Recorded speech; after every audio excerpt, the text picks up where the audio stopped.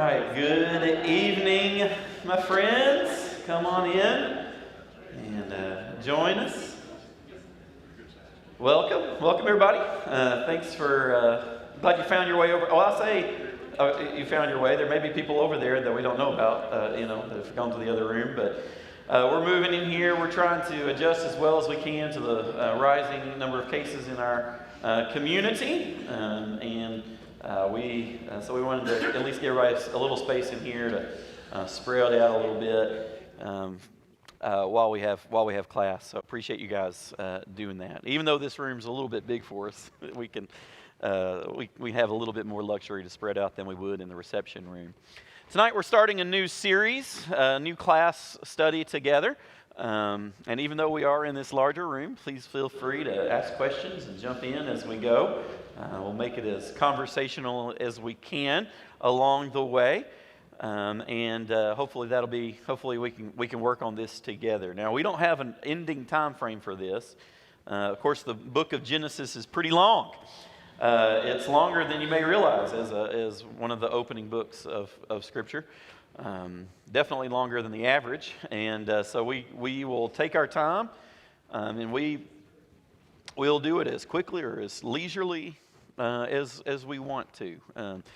When Kelly and I were getting married, she said, I said, "Well, baby, where do you want to go for a honeymoon? What kinds of stuff do you want to do?" And she told me that what she wanted to do when we went on our honeymoon, and this, now I got to tell you, it makes a little more sense because I was in youth ministry at the time. We were going to get married. We actually had our anniversary last week, August 21st. And so, of course, if you're putting two and two together there, we were getting married at the end of a youth ministry summer. Okay, so it was a real busy time of year, and we basically got done with our summer and had about a week and a half before our wedding. Okay, so we were both a little thin. Well, I was a little thinner than now, but we were pushed a little thin by the time the wedding came up. So what she told me is, she said this. She said, "I want to go somewhere where we can walk slow." One of her general frustrations with me, and it's a fair complaint, is that I'm a fast walker. Okay, I can have gone into Walmart and have checked out before she's about to shut her door if I'm not paying attention, getting out of the car. And so she said, "What I want to do is we're going to go somewhere and we're going to walk slow." All right, well, so we went to Savannah, Georgia, and we walked slow, and we sweated because it was August in Savannah. All right, but what we're going to do with Genesis is we are going to walk slow. We're going to take our time with this book, chew on it, and enjoy a nice. This is not going to be the McDonald's version. We're going to take a Genesis as a 5-course meal and enjoy ourselves along the way. Okay.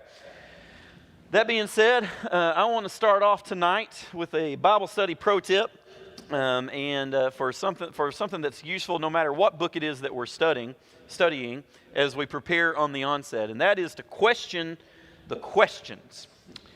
A lot of what we end up receiving from Scripture is based on the questions that we take to it, okay? And there are two sets of questions that we need to be attentive to when we jump into any course of study of a book, of a biblical text. And those are, first of all, the questions that we're bringing to the text, the things that we're asking of it. And then secondly, and this is more important as you study a text over and over and over again. How many of you have ever had a study of Genesis before? Ever encountered Genesis before? Okay, I think many of us have.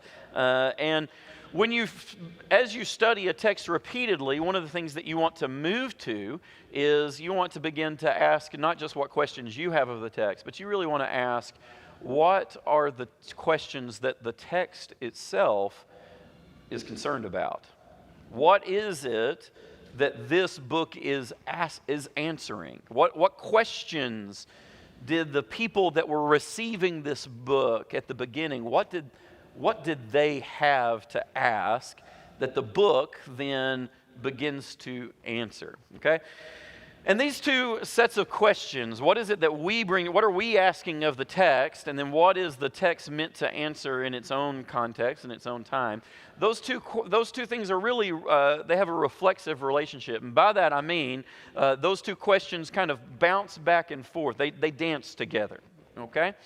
And the longer you ask and you study a text and you really get into what it is that it's asking, it's going to give you other questions that you want to ask about that text. And so you take those new questions in and you ask those questions and mine the text, explore the text for what it has. And then after you've done that, you can pull back and say, now that I've studied that text in a new and different way, do I have any more information about what that text seems like it was wanting to ask? You ever been in a conversation with somebody and you realized somewhere along the way that you weren't talking about the same thing as that person? All right, I need to make sure I'm not talking to a dead room here. You guys ever been in a situation like that? Okay, all right. It happens to me all the time. I live in a house with 5 other people, okay? And most of the time we're not talking about the same stuff.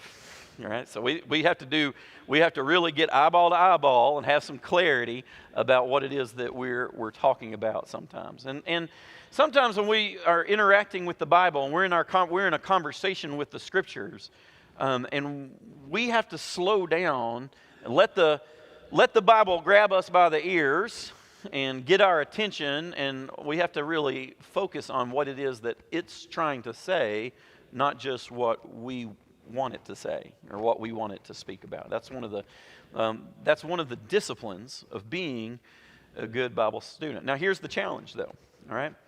The challenge, and the reason that we don't necessarily learn this on the front end, is because in order to even ask what the questions are that a book is offering to answer requires that we already know something about the text itself. Okay? So even though this is something that we want to do on the front end of a study, we really have to have some working knowledge of what the book contains before we can jump into it. That's why it kind of has to work in a cycle. And that, of course, is one of our advantages of having come to this text many times before. One of the liabilities of entering into a text that you've studied many times before is that you make assumptions about what you're already familiar with, and it becomes really easy to read past parts of the text, okay?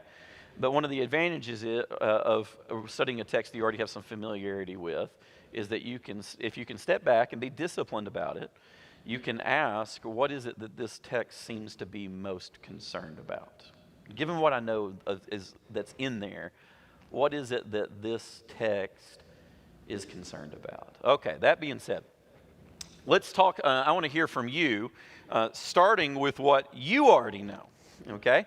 And tell me some of the things that are contained in the book of Genesis. What does Genesis have for us? Start with the most basic stuff. Whoa, that was okay. That was really good. Good. This is going to be great. Go ahead, Tom. The creation narrative. Yeah, the creation story. Very good, very good. Janet, did you say something? No, she did. Rachel? I said creation. Oh, well, you said the same thing as Tom. Good, well done. All right, who else? What else does Genesis have in it, contained in it? Origin of the Israelite nation. The origin of the Israelite nation. Okay, very good, yeah. Fall of man. The fall of mankind, the fall of humanity. Yes, very good. All right, what else? The flood and the patriarch narratives. Okay, very good. Very good. What else we got in there? The law and the Ten Commandments. Not quite. Not quite.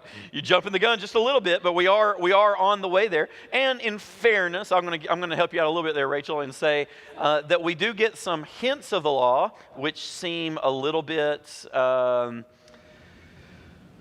anachronistic. Okay. For instance, okay, we get an account of the Sabbath. Okay. We get accounts of circumcision. Okay.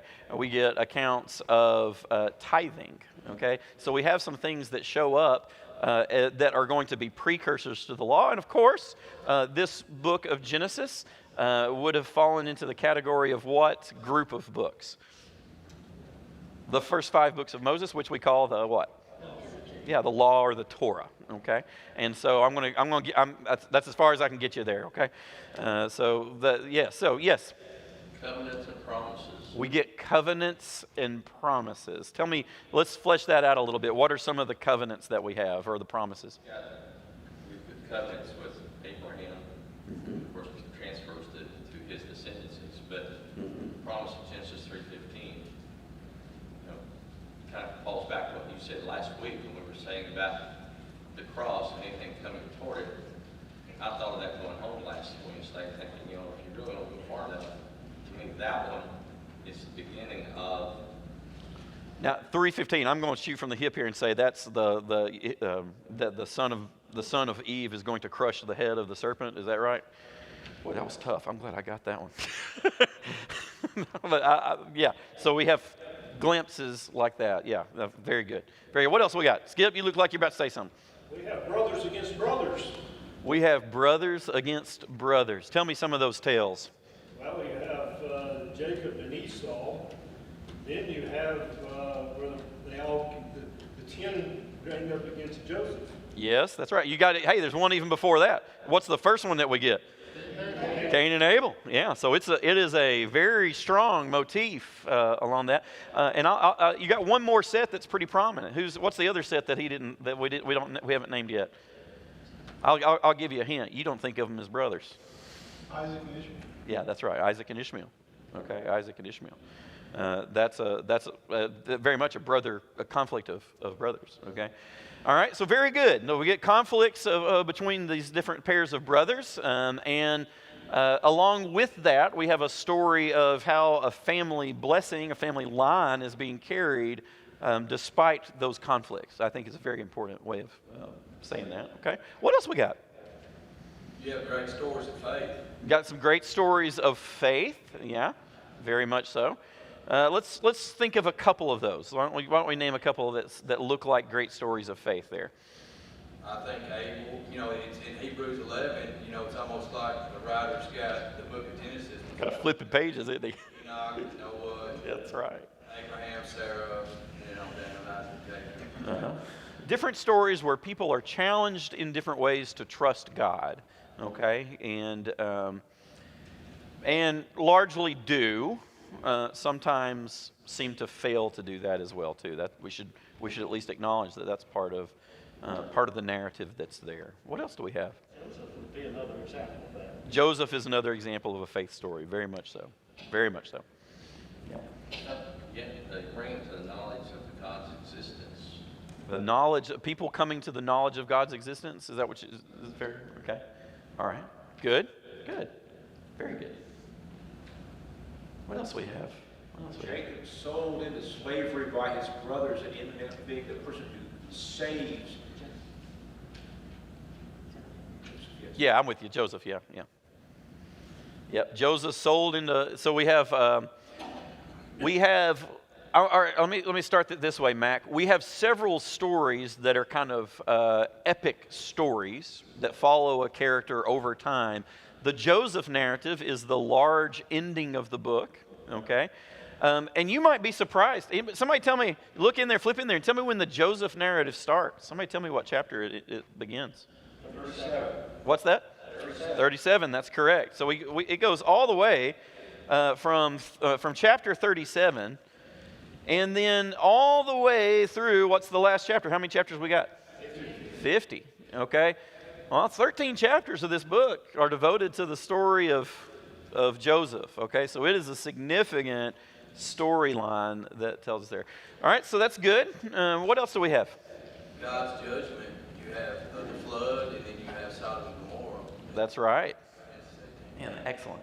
We have stories of judgment. Cain and Abel story again, is a story like that as well. So we have several stories. You have the Babel story, I think, would fall into the category of something like that as well. And there are also several times in the story of Abraham, even before the Sodom and Gomorrah story, where because of lies that Abraham tells, that there's like a plague that comes on these other countries that seems like that everybody interprets as a form of judgment, even though they're fairly morally ambiguous, it seems like to me. But that's something that happens. Okay, what else do we have? God's continued interaction with the human race. Yeah, we get God's continued interaction with the human race. At the beginning, very generally. Towards the end, we might say in a more narrow sense, although I would also say that several other characters along the way, even after we're into the Abraham story and the story of Abraham and the other patriarchs, there's several other people who seem to be interacting with the divine in certain ways. For instance, Pharaoh, okay? Pharaoh seems to be given dreams, and of course he needs the help of Joseph to interpret those, but God is very much still interacting with the rest of humanity besides the Hebrews, right? At this point in the story. So I think that's a very good point. Okay, what else do we have? Somebody tell me, give me some like little nitpicky things that are kind of features or things that happen several points along the way. I'm thinking of a couple of features of things that Genesis like typically does. And they may not be a big deal to us, but they repeat several times through the story. Is this leading? Am I giving you enough information? What part of Genesis do you tend to your eyes glaze over and you skip through when you get to them?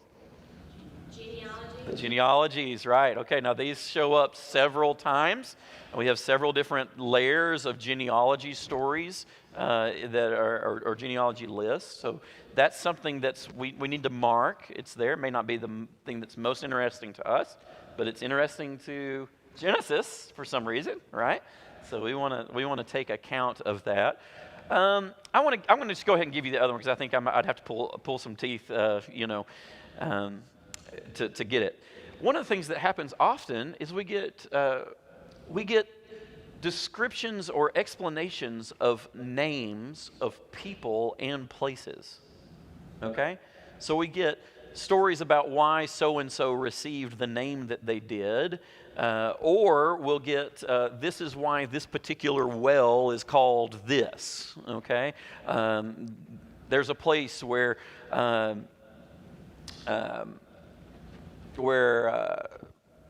Jacob has a dream, and he's there and he has a dream and he says, this place is where I've encountered God, and he calls it Bethel, the house of God, Bethel, right? And you have stories like that along the way. Abraham will go to a place and find a new well, and he'll give it a name, and Genesis will make commentary sometimes, like saying things like, and that is why to this day that well is called, whatever. All right, and we get those kinds of things as well. All right, somebody tell me. Anybody have anything else that you're just thinking of as we kind of now? We're trying to do this exercise because I'm trying to call out, get your minds, get your juices flowing about the Genesis that you already know. Okay, what else is coming to mind as a feature of Genesis or is typical of the kinds of things that you read in Genesis? Sometimes things seem out of place, like all of a sudden you come to the Tamar story, and all you think of is, I'm skipping this in the sixth grade class. It doesn't fit in with what has been going on, and you sort of question, okay, so why is this here, and why did the author think that was important? Yeah, it changes the TV rating for the story pretty quickly. Yeah, very much so. Very much so. I would say, let me offer this way, John. There are several times as Genesis tells its story, and the genealogies do this somewhat, but there are several times where it inserts against the normal flow of the story something like an interlude. Okay? And sometimes those interludes are accounts of generations, their genealogical list, and sometimes those interludes are little bits of narrative, and so they seem like stories that kind of come out of nowhere. Yeah, very much so. Okay, good. Very good. Yeah, Dave? I want to mention one other that's fascinating and interesting to me, and that's the way that the patriarchs blessed their children. Oh, that's great. I'm glad you mentioned that. Like Isaac or Joseph, and the extent to which they are actually recording God's wishes, or the extent to which this was just part of the custom of the times. I mean, that whole thing is strange to us. Oh, man, it's bizarre. Yeah, it's bizarre, but I so appreciate you mentioning that because it's exactly the kind of thing that we want to surface here, like things that we've kind of come across, and they're weird and strange to us, but they're important to Genesis. I mean, if you look at, of course, the major plot points that have blessings along the way as the different patriarchs, then you have at the very end of the book. I mean. And you could make a pretty good argument that it's the climax of the book is Jacob in Egypt, giving blessings. And I'm using the word blessing a lot looser than I normally think of them. It's not the way I would bless. My kids don't want to be blessed in that way, necessarily in the way that Jacob blesses all of his children, or the sorts of pronouncements that they make about their descendants. Yeah, thanks. That's a wonderful, wonderful feature of the book. These are all things that that are ways of Genesis telling its story.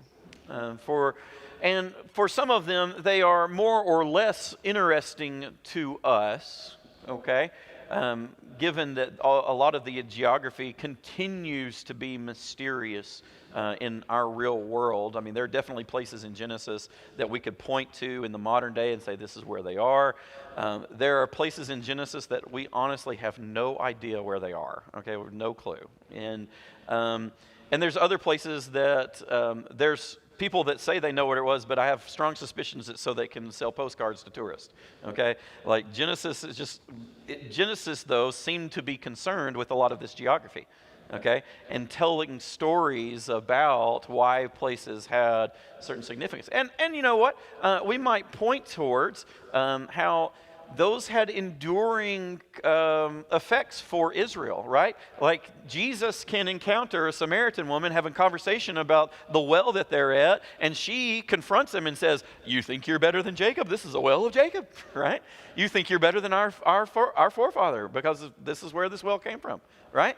So those things had like enduring importance, and even though that's an odd story for us, and again, it's the part of that New Testament story in John 4 that we would just kind of be like, wow, who knows what that's about? Just kind of go on to the next part where he talks about living water. Okay, that's great. That's more inspiring, right? But she's confronting something that's important.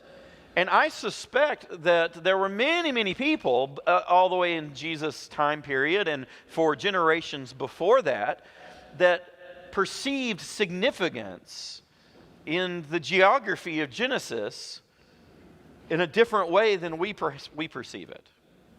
Right? I mean, I think that would make a lot of sense, right? Another question that's debated is how much time was a day in the creation? Yeah, so, okay, well, that is a great feature of this book. Not just in the creation story, but through a lot of this, that Genesis is telling a story that takes place over hundreds of years, thousands of years, okay? And maybe with some different standards of time than what we think of in different places in the story. And by the way, one of the things that we might say makes Genesis very unique is, as far as I know, it takes place over a longer time period than any of the other books in the scriptures. Okay, in fact, I don't even know what would really be close. Maybe Chronicles, but it takes place over a long time period. And we just have to kind of own that, all right? Okay. Now that we've kind of done some of that work and surfaced some of the things that we already know, some of our impressions of the book, we can come back to some of the questions and begin to ask, what are some of the things that Genesis itself seems to be concerned about? And I want to begin with two questions, okay? The first question that I think Genesis seems to be very clearly interested in is the question, who are we? Okay? And remembering that it was addressed in the beginning to a Jewish audience. Now, the question of exactly which Jewish audience it was addressed to is a pretty open and interesting question. My assumption is that it is probably addressed in some... occurs in some early forms all the way back from the beginning of the people of Israel, okay, constituted as a nation. and that it continues to be refined and worked on all the way through the Babylonian period. That would be my personal assumption as a scholar. Okay, and I'll tell you why. Because it seems to me that there are points of the way, at points during Genesis, that it seems to be very clearly interacting with some of the pagan beliefs, the beliefs of its pagan neighbors. Okay, even the Genesis 1 story, which we're going to cruise into here in a little bit, to me seems very particularly addressed to some of the things that's going on later on. Now, we're talking about I don't know, maybe 600-year difference there, okay, when we think about the time of Moses and the Exodus all the way down into the time of the Babylonian period, okay? And I'll tell you that I wouldn't want to quibble very much wherever in that period, but we would say that this text is aimed at ancient Jewish culture, okay? That may be as close as we could really nail down with any kind of certainty. But for my dime, I think it at least is influenced all the way into the Babylonian period. And I think part of one of the questions that it's addressing is, who are we? And let's just remember that the we there begins by being ancient Jews. Okay, although there's something that it certainly has to say about us and our identity as modern day Christians as well. The who are we question is, I think, perceived in all of those different stories about the patriarchs and about the different people who were part of their ancient identity. Okay, I think everything from the question. If you think about, put yourself in an ancient Jew's place, and it may be particularly if it'll help if you think of yourself as a young Jewish kid who's learning this in the synagogue, right? Some of the ancient questions might be things like, why is it that we children of Israel are Benjamites, and this other tribe are called Judites or whatever, okay? Like, where do we get these tribes? Like, so Genesis is going to take very fundamental answers, like how we have a difference between all of the different tribes, but we also have some kind of unity as a people.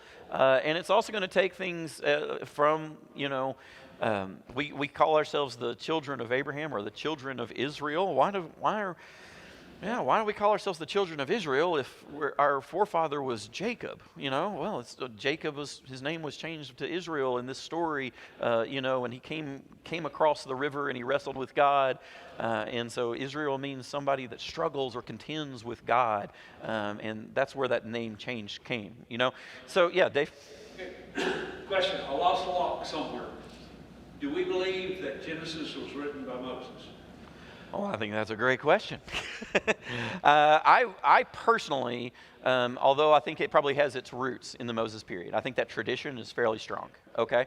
But I personally would say that it's going to continue being edited generations after that, okay? Okay.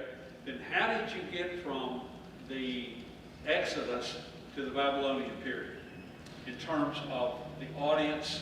Yeah. I mean, I didn't track something you were saying. Yeah, I'm just really, Dave, I'm just telling you that I have some assumptions of that. I don't know that I'm really prepared to defend those altogether, okay? But I'll give you some of the basic evidence for that, okay? I'm not asking you to defend it. Yeah. I'm just asking you to say it a different way so I understand what you're saying. Because I didn't track what you said. I did not understand. I think the book as we have it right now continues to be edited by the scribal tradition of Israel way past the time of Moses, okay? And I believe, okay, you guys know that part of the book of Daniel where Daniel is taken into the house of King Nebuchadnezzar as an exile, and he and the three young friends, they take them, and what is it that they do with what? Everybody turn to Daniel. I know this is unexpected for you, just like it was for me. But Dave has laid a nefarious trap for me.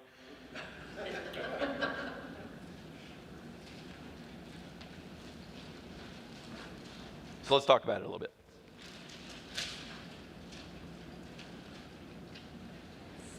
All right.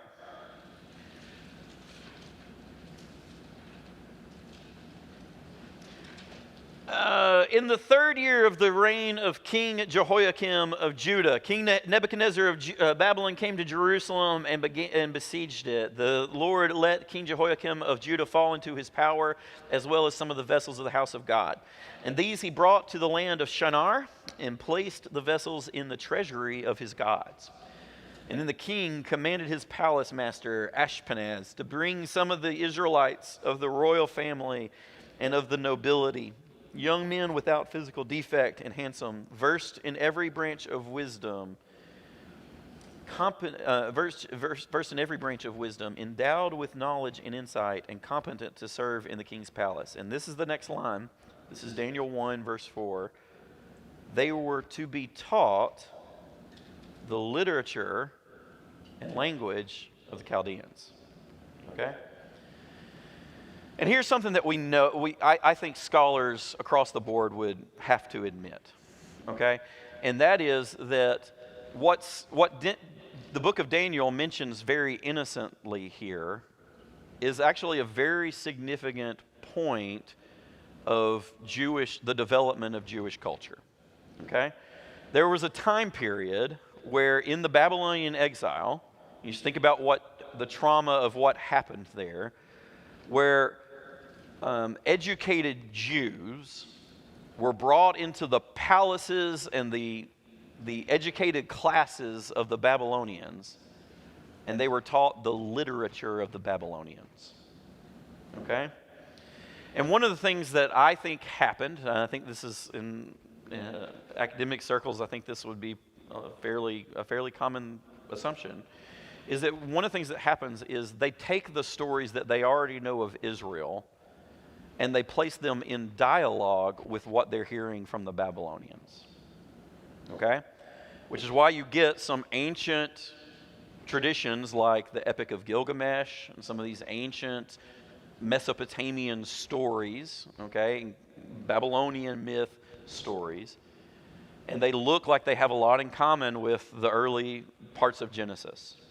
Okay, so you have flood stories, and you have, okay, one of the I think good explanations for why that can be is because Israel takes some of the stories that they already know, some of the traditions that they already have, and they place them, they rework them to be contrast stories with what the Babylonians say. So I want to be very careful here. I'm not saying that they copy what the Babylonians do. In fact, I would say almost the opposite of that. They take their literature and they make sure that it appropriately answers what the pagans believe. Okay? So the pagans tell stories of creation, but they're stories like, the god's head split open, and then part of it, there was a war between the human and the god, and the human wrested so much control, but they got cursed because of it. And instead, we get a very different set of stories in Genesis, but they seem to me to be in dialogue with some of that other stuff, okay? So, Dave, I don't know if that's getting to what you were asking or not, but there's things like that. There's other things too, all right? And for instance, all right, when we read stories in Genesis, we're going to come at some points in the story where it tells things about places that Israelites are living to this day, okay? Well, remember, Moses never makes it back into the promised land, right? Well, there are echoes of things in the book of Genesis that very clearly speak to what's happening after the time of Moses, all right? Now, the position I take, which I still think is a pretty conservative position, is that what happens is you have this early material which comes from Moses or from the time of Moses, who also has the advantage of being trained in a scribal educated position in Egypt, okay? I think you get that stuff, and then I think you get it adapted and maintained through the scribal tradition of Judaism literally for generations and generations to come, okay? And we can talk later about some of the real super nerdy parts about why there are places that look different, okay? But that's the basic answer, okay? All right, hope that's helpful. Okay, all that, back up. let's see, our detour. We were taking a detour. This is like a genealogy story in the book of Genesis. That's kind of interlude that we just had. When we look at Genesis, it seems often, though, like it is addressing this story of who are we. And wherever we see the Jews receiving and creating this story or having it be a part of their canon, it's very clear to me that it's meant to address these questions of their identity as a people. Who is it? What does it mean to be a Jew? What does it mean to be a child of Abraham, Isaac, and Jacob? Okay, what does it mean to be someone who lives in this kind of kinship as a chosen part of the chosen people of God? All right, those questions seem to be at the front of everything that happens in Genesis. Okay, very much so. And I would also say that the other part of that is this question of where do we live is very much a live thing too. Now, we've already talked about how it makes these kind of curious observations about its geography, about this well or that city or the thing that happened in this cave. But I'm really speaking broader than that, in that Genesis seems to me to be always asking the question, where do we live, in the sense of what kind of world is it that we live in, okay? And Genesis has a lot of different kinds of answers through that. The characters in Genesis, the forefathers, the patriarchs, they live in a world that sometimes has lots of instability associated with it. They move around all the time, right? They also live in a world in which they interact with foreign kings in surprising and interesting ways, okay? Again, the kind of thing that would be really interesting for the Babylonian period, right? Look at what's happening in Genesis when you have Abraham having to confront the king of Egypt, or a different king in a different location, or Joseph himself has to be sold into slavery and ends up serving in Egypt. You know. You have the stories about, before we even get to the Sodom and Gomorrah story, we have the story about Lot being kidnapped, right? And Abraham having to go to war with these other of the 5 kings. And, there are these kinds of narratives as well. And I think all of these are asking questions about what's the nature of the world in which we live, okay? And if we want to take both of these questions, all the stuff that I just mentioned really focuses on the part of Genesis that picks up in chapter 12 and really follows Abraham and his descendants. But the early parts of Genesis answer these questions as well. The who are we question, the first thing that Israel needs to know about who they are is not the stuff that makes them special, the stuff that makes them chosen and elect, the stuff that starts in chapter 11 into chapter 12 and following. The most important thing that they need to know before they can even know that is that they're part of the humanity that's created by God. Okay?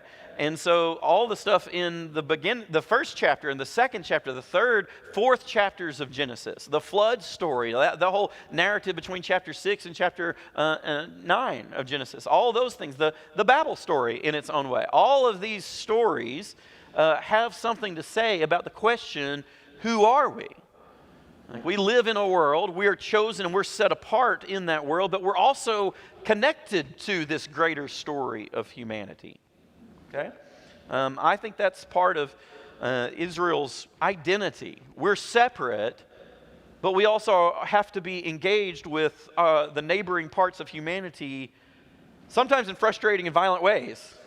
But I think Genesis leads to some interesting answers there. And in terms of where do we live, we live in a world, surely that is marked off by these familiar sites that the characters of Genesis are going to come through and travel through in different places. But they also live in a spot that is located, between some other powers. Okay, they live in the midst of these other kingdoms, okay? They live in a world that is full of great provision, abundance, but also which experiences scarcity, Okay, so famine is a theme that occurs several times throughout the story.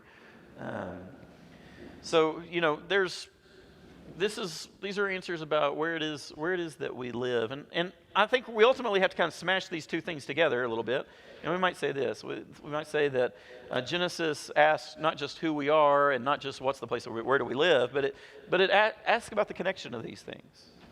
Who are we in relation to the place where we live? Okay. Who are we as the chosen people of Abraham, the chosen descendants of Abraham? And what does it mean to live as the chosen descendants of Abraham in a world that often is hostile to us, in a world that often, threatens us? I think that's one of the questions that Genesis offers along the way, especially in the Joseph saga. Think about the Joseph saga and what it would mean to Jews generations later as they're fighting for survival in a world. They've been chosen by God, but yet sometimes they feel abandoned by God. They find themselves in other nations in exile, but they find themselves sometimes in positions of service. I mean, can you see an echo in the story of Joseph and the story of Daniel? Right? Young man ends up serving a foreign king who is the kind of prototypical enemy of his people, right? And has to figure out a way of blessing that king through faithful service while also retaining his identity as part of the chosen people of God.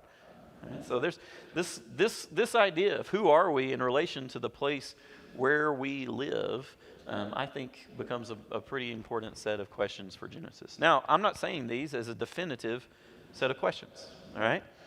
I want to be very clear about this. This is just the questions of where I'm at with the book right now.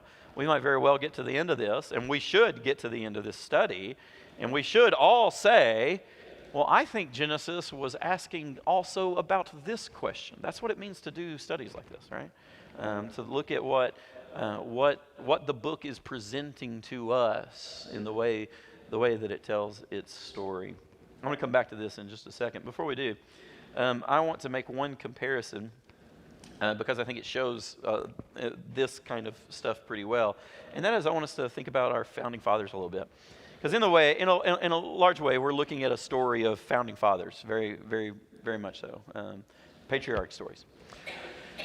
Of course, we as Americans have stories like this too. Tell me some of the founding fathers that you would think of when I say that phrase. Who would you think of? Go ahead, all right, you got the floor, man. The founding fathers of the nation. Yeah, right. Yeah. George Washington. Yeah, Washington would be, that's the first one everybody's going to think of, right? Right. Jefferson. Yeah, you got Washington, you got Jefferson, Hamilton, John Jay, Ben Franklin, right? I mean, these are all characters in kind of our Genesis story. They're part of our origin story as people. And as we think about them, like the stories that we would probably think of in a general way, our impression of who these people were, they answer some of those same questions, right? Who are we and where do we live? Okay, what's the founding values that kind of come with these characters? We would say things like, they're people of integrity who rejected tyranny, people who rejected, being controlled by a foreign power. We would say these were people that loved what? Freedom. These are people that loved freedom. Okay, and these are stories that we tell about them because they are stories that we really want to believe about ourselves, okay? We really don't care very much who Ben Franklin was. We're not really concerned about that, except for in as much as he's like what we want to be, okay? I mean, we're not really concerned as much as about Thomas Jefferson in and of himself. We're concerned with him as a person who represents a certain set of ideals that we want to have, that kind of represent who we want to be. And if you don't think that's true, then get in a conversation where you start pointing out some flaws of some of these people. And you'll find out really quickly that the actual historical data about who they were is not as important as the things that they represent. Is that fair? I think it's pretty fair. Okay. I mean, these guys were really concerned about freedom for white people. Okay? And you start tugging on that string a little bit, people are like, hey, whoa, whoa, whoa, whoa, whoa, whoa. It's Thomas Jefferson you're talking about here. Well, okay. Well, the problem there, what's happening is that we're talking about competing values about what these stories actually are. People don't really care about defending the historical data about somebody that lived, 250 whatever years ago. What they really care about is the story about who we are in the present. Right? People care very deeply about that story. Very deeply about that story. Now, is there a straight line from what those guys were to who we are now? Well, in some ways. In some ways, we probably have developed some things since then, for good or for ill, that would conflict with him. Okay? And they, just as we have some things that we might want to point a finger in their chest and say, hey, you guys were knuckleheads about this. I feel pretty sure that if they were here in our society, they'd look at us and have some things, they'd have some questions they want to ask about what we've done with this place too. Okay? But this is all kind of bound up together. Not only who we are, but also where do we live? Well, we live in a place, what is America in the Founding Father, right? It's the land of what? Land of opportunity, right? It's a free slate. It was a chance to break away from a lot of old stories that were like kind of where everything was constrained. Okay? It has to be that for the Founding Father myths to work. That it was a place, where there was an opportunity of freedom because all the earlier institutional structures weren't in place to be constraining. Okay? And so it tells a story, those things tell a story about who we are and about where we live. And I don't want to take that too much further because you're all my friends. But those are hero stories. And I want to say at this point that Genesis seems reluctant to tell hero stories. At least in the way that I read Genesis and the tales about everybody from Adam to Noah to Abraham, Isaac, Jacob, and even Joseph himself. Genesis seems more comfortable telling about the flaws in its founding father stories than I think we are. All the time. They are deeply, deeply flawed people. One of the ways that I used to read Genesis is I used to think that it was supposed to be like moral tales, like morality tales, like this. These are almost like fable kind of stories, like these would tell you how to be like a good person, and Genesis does not do that. Genesis has much less to tell you about how to be a good person than I used to think it does.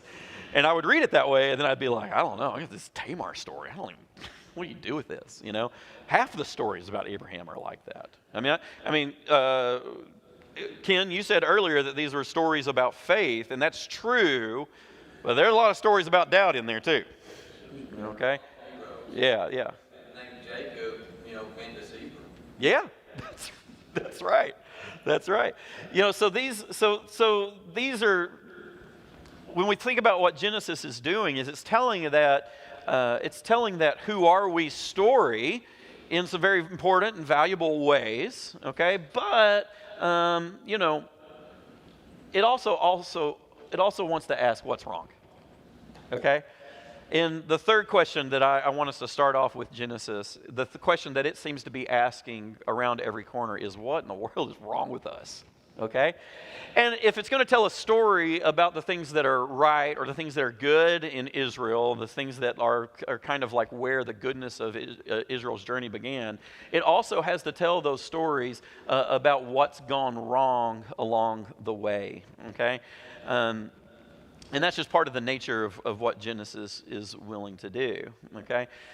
It is not for the faint of heart, and Genesis is not a book for people that want to hold on to illusions about the goodness of our heroes. Genesis plays it straight, okay? And it shows us these characters in their brokenness, inviting us, if we dare, to see ourselves in the brokenness of the characters just as much as we might see ourselves as inheritors of the things that were good about them. Okay? All right. That being said, that's a pretty solid prologue. We got 10 minutes to do the first chapter. I'm not sure I'm feeling that's going to happen. Okay? But we can give it a start. Let's talk about Genesis 1. Genesis 1.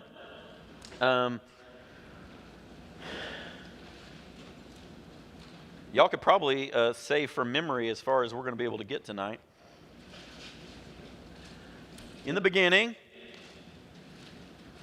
God created the heavens and the earth, right? In the beginning, God created the heavens and the earth.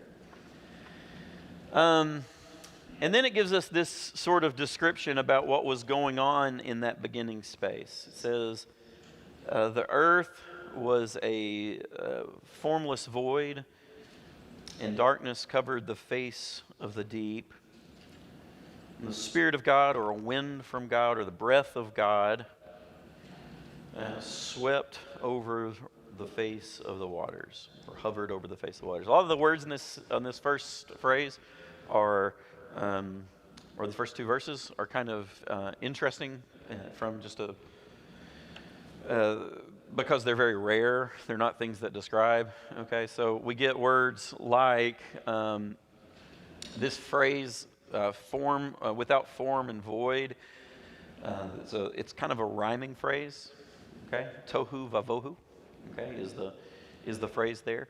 It only shows up in a couple of other instances. That pair of words only shows up in a couple of other instances in the Hebrew Bible where it seems to be very directly related. I mean, it's reflecting on this story. It's pointing back to this story in particular.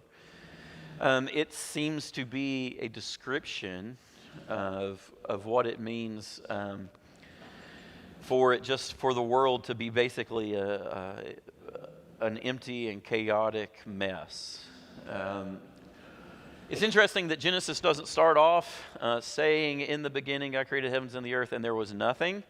The story that we have here, now that I certainly believe that that's the nature of creation, but here, instead of a picture of God just snapping his fingers and there coming something into being from absolute nothing, there is this kind of mess of the earth. There's a formless, an empty, chaotic space into which God creates. And significantly, darkness. Of course, there's a theme of light and dark that's going to take place here in the first day and beyond that in the fourth day. But there's the beginning of this picture. Those words really all come together, right? It's formless, it's void, and it's dark. That's the picture. Okay. The fourth thing, which doesn't speak to that same picture as well to us as it did to the ancients, is that the Spirit of God is hovering over what? Yeah, the waters or the deep. Okay. And that is a space which also to the ancient peoples represented chaos as well. Okay, so really all four of those images, formlessness, void, the darkness, and the waters, all of that represents like a chaotic space. Okay? And yet, there is hope, because before God has even acted, God is present there. It's really interesting that this picture of creation starts with the Spirit or the breath, or the wind of God, the Ruach of God, and that Spirit is present here. Now, what's the Spirit doing? Well, we get a verb, okay, but it doesn't really help us a lot. The verb is that it is hovering or fluttering or coasting around above, flying around above the deep. But that doesn't really tell you what it's doing, right? It's just present in some way. It seems to be the preparatory space in which God's creation is going to come forth, that God's Spirit, even before He acts, God's Spirit is there, present in all of the chaos. And then we have we have God's speech, and this is really important. That God speaks creation into being. I would point out that in the verb that we have in the first verse, that when God created the heavens and the earth, that is a verb, barach, which is reserved for God's creative work in the Hebrew Bible. There are other verbs that mean things like make, okay, or prepared or sculpted, or things like that seem to indicate the work of creating from a substance, transforming a substance into something else. Humans do those things all the time, but in this word, that God is the original maker. He's the origin of this stuff. That is a word that is reserved for God. God is the one who creates the heavens and the earth. And this is important, of course, for the questions that we asked earlier when we asked, where are we, in what space do we live? Well, chaos is in the background. We live in a space in which God has created, God has made, God's barad something, but the chaos of of pre-creation is always still there in some way. It recedes as creation is ordered by God. But the forces that are going to come from the chaotic kind of origins of the world are going to continue. God's going to continue to wrestle with those in different ways, and humans are going to continue to face those forces in different ways, even though they're not named like demonic or like as pagan gods or anything like that. That kind of idea, I think, is somewhat in the background here. Of course, the first thing that God creates is the most symbolic one.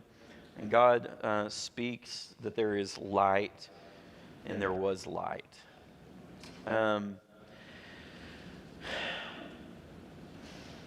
Of course, the question that every elementary kid asks, before we're really ready to answer it is like, how's God making light before He makes the sun? And the answer to that is, who knows? The answer to that is that's not really the question that Genesis is asking. Okay, instead, what Genesis is asking is about the distinctive difference between light and dark. Darkness is not created. Darkness was already there, right? There was no need for the creation of darkness. In this story, there's a distinction between what is light and what is dark. And the light is called good, and the light is separated from the darkness.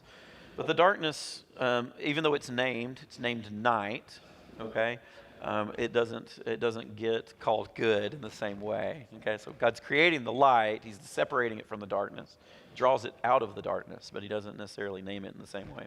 Or He names night in the same way, but He doesn't bless it and call it good, like is the pattern for the rest of Genesis for these other created things. It's important to note here that there's also a turning, because we have night and day, that not only do we have the creation of the distinction of light and dark, we also have the beginning of time. Okay, so one of the answers why these two things are created, or why these things are created first before the planets, is because if you don't have this, you can't speak of the first day. Okay, it's this distinction between night and day that allows for the creation of the calling of days that's going to mark the rest of the chapter. Okay, by the way, it's a very characteristic way that he says this. So he says at the end, it says there was evening and there was morning, the first day. In the text, it's like almost the article "the" is kind of left out, which is kind of an unusual way of saying this. So it's like, and there was evening, there was morning, first day. Okay, that's the way this thing kind of captures in its sort of poetic reading. And I wouldn't have mentioned that, except for nerd points, except for the fact that it speaks to the kind of exclamatory way that this chapter is told. Everything bursts out into being, right? God speaks it and it comes out.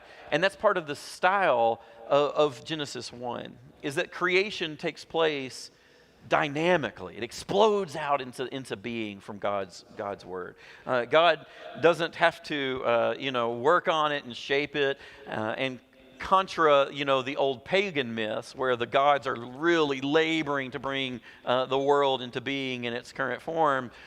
In the Genesis, God, all God has to do is say the word, and when God says the word, whatever He wills is instantly created. Okay, and that is the second bell. And that is the best answer to the question, what is wrong? Okay? What's wrong is that the bell is already ringing. But we will pick up here. Remember, we said at the very beginning, it's going to be a slow walk. But hopefully we'll be able to do more than 4 or 5 verses a week, or we're going to be studying this. Well, I don't know. I just don't know. So we'll come back next week. We'll pick up with the rest of Genesis 1. We'll work on these questions for the rest of our time together. And if you have anything that you particularly want to make sure that we cover as we do it, you guys just let me know. All right. See you later. Grace and peace. Okay.